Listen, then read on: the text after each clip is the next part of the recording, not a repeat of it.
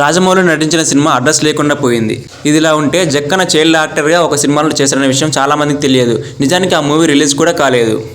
Indian సినిమాని Hollywood రేంజ్కి తీసుకెళ్లిన దర్శకుడిగా రాజమౌళికి మంచి గుర్తింపు ఉంది. RRRతో ఇండియన్ సినిమాకి ఆస్కార్ అవార్డు అందించిన ఘనత సొంతం చేసుకున్నారు. ప్రస్తుతం సూపర్ స్టార్ మహేష్ బాబుతో పాన్ వరల్డ్ మూవీ చేయడానికి రెడీ అవుతున్నారు. ఇదిలా ఉంటే జక్కన చైల్డ్ యాక్టర్గా ఒక సినిమాలో చేశారనే విషయం చాలామందికి తెలియదన్నమాట.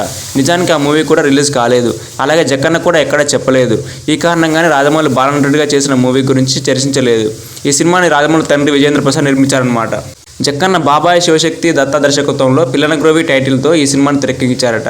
అయితే షూటింగ్ మ్యాక్సిమం అయిపోయే సమయానికి బడ్జెట్ లేకపోవడంతో కొంత భాగం పెండింగ్ ఉండిపోయిందట. దీంతో మూవీని ఆపేశారంట. అలా సినిమాకి పెట్టిన పెట్టుబడి వృధా అయింది.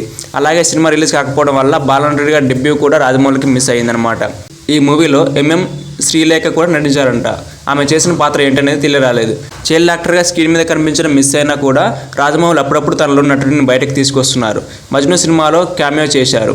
అలాగే తన దర్శకత్వంలో వచ్చే చాలా సినిమాల్లో రాజమౌళి క్యామియో అపియరెన్స్ మాత్రం ఖచ్చితంగా ఉంటుంది. రాజమౌళి యాక్టింగ్ స్కిల్స్ చూసిన వారు అతన్ని పూర్తి స్థాయిలో నటుడిగా సిల్వర్ స్క్రీన్పై చూడాలని కోరుకుంటున్నారు. అయితే రాజమౌళి మాత్రం వరుసగా భారీ ప్రాజెక్ట్స్ పెట్టుకుని ఉండటం వల్ల నటుడిగా కనిపించే ఛాన్స్ అయితే లేదని చెప్పొచ్చు. ఎవరైనా దర్శకుడు మంచి కథ రెడీ చేసుకుని దానికి రాజమౌళి మాత్రమే న్యాయం చేయగలని అనుకుంటే అప్పుడు ఒప్పుకునే అవకాశం ఉండొచ్చు అని సినీ విశ్లేషకులు అంటున్నారు. మరి దీని గురించి మీరేమనుకుంటున్నారు? రాజమౌళిని మన సిల్వర్ స్క్రీన్ పైన చూడాలని అనుకుంటున్నారా? అలా అనుకుంటే అతనితో సినిమా తీయగలిగేటువంటి డైరెక్షన్ స్కిల్స్ ఎవరికి ఉంటాయి అనుకుంటున్నారు? కామెంట్ రూపంలో తెలియజేయండి.